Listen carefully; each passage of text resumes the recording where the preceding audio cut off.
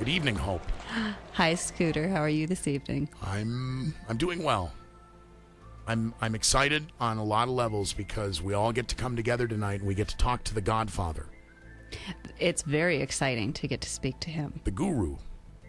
Absolutely. And again, starting off as we did, starting off on a journey of almost debunking, really just seeking the truth. Absolutely. And the truth has taken an incredible journey. Welcoming to the Scooter McGee Show at this time, again, the Godfather, Stanton Friedman.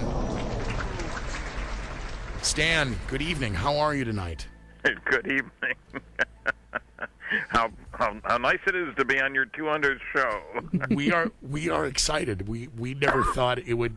Along with management, there was an office pool that the over/under was apparently 7, so 200. They were excited to hear. We still didn't get a cake, but you truly are a gift to us tonight to be able to spend some time and talk seriously and candidly about the UFO presence on this planet.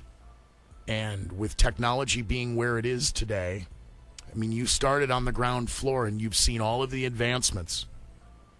And before we get to any calls, we drew straws here in the office. We cast lots earlier in the office today.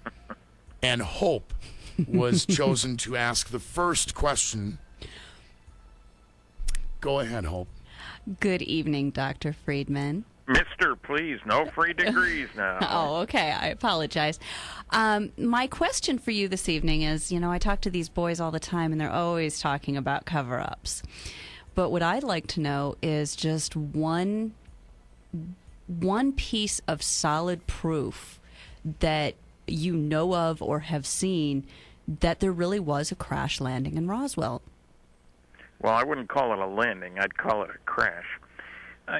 Solid proof is one of those terms that I'm not sure what that means. Most of what we know about the world isn't determined by solid proof. It's determined by an overwhelming amount of evidence. And that's what we have about Roswell. We have testimonies from some very respectable people. For example, retired General Thomas Jefferson DuBose.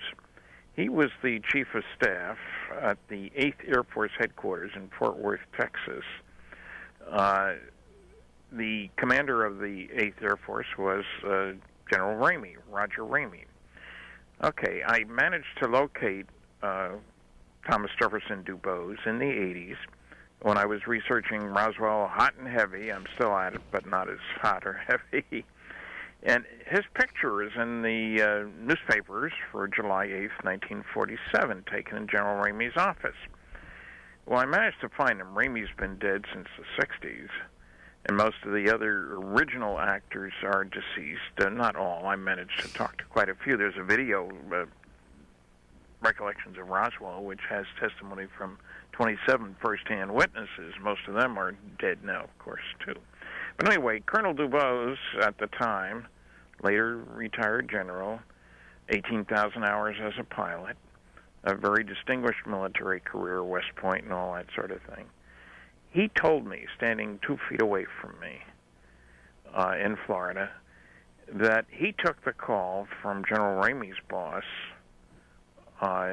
General Clements McMullen in Washington, D.C., telling him 3 things. I want you to get the press off our back. I don't care how you do it. I want you to send one of your colonel couriers up here today with some of that wreckage when it comes into your office. And I never want you to talk about it again, not even with your buddy Roger Ramey. That's an order. Do I need to put it in writing? No, sir. When a 2-star general tells a colonel what to do, he does it. So I like his testimony as being extraordinarily important. But beyond that, of course, we have 2 different kinds of data. We have the at-the-time data, contrary to what many people would have you believe. The story wasn't in just the Roswell paper, not a big city, not a big paper, obviously. But it was in evening papers on July 8th, 1947, from Chicago West. And I stress that because people say, oh, it wasn't in the New York Times. Of course it wasn't. The press release that led to the story didn't go out until afternoon New Mexico time, which is too late for all the morning papers in the country, and certainly too late for the evening papers, even on the East Coast. But from Chicago West, I have articles about it. Front page headline stories, including the one I get the most kick out of, the Los Angeles Herald-Express.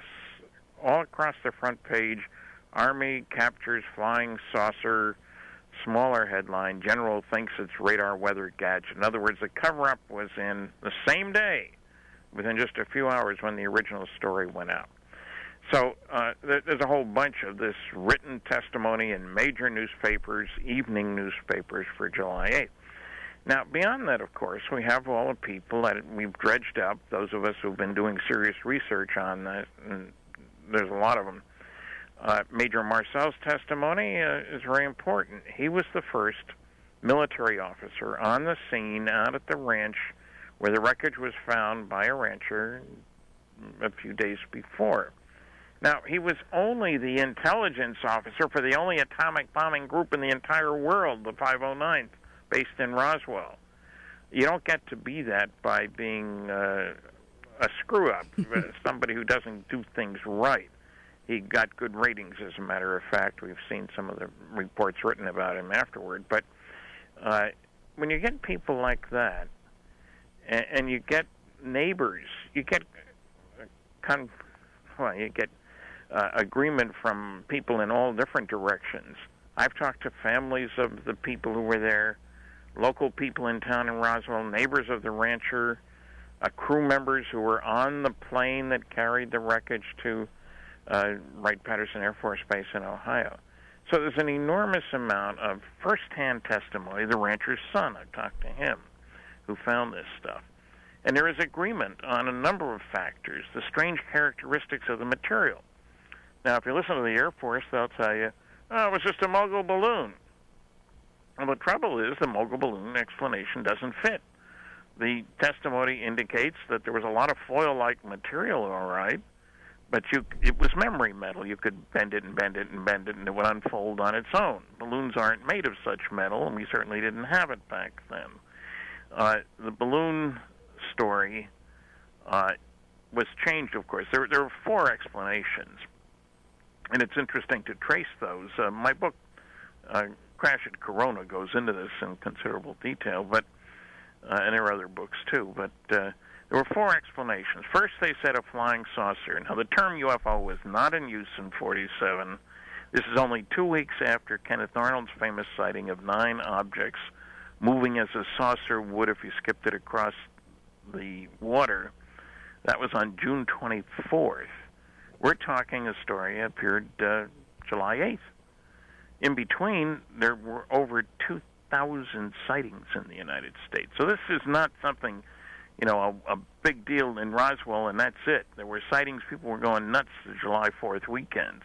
Just within that 2 week, or approximately 2 week time frame.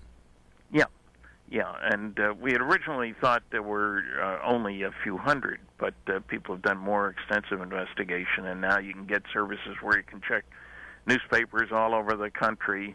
That was something you couldn't do back then, and you'd pick up a few newspapers, and that was about it. Library of Congress Manuscript Division has quite a few newspapers, but people have gone to the towns, gone to the libraries. I'm sure there are people listening today.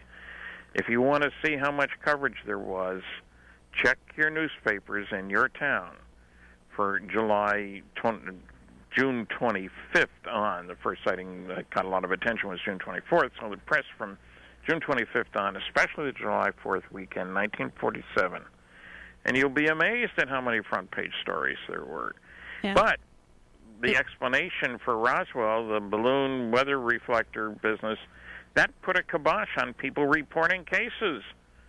Oh, certainly. Nobody wants to be thought of as an idiot. Well, that's the crazy thing. Most people believe in UFOs, but most people think most other people don't believe in UFOs, and they act accordingly. North America, we are on the phone tonight with the godfather of UFOlogy, Stanton Friedman. Hope from the Conspiracy Keepers in studio. Backlash LaRue circling Weld County looking. What? Our pilot can't even find the airport? No, he did.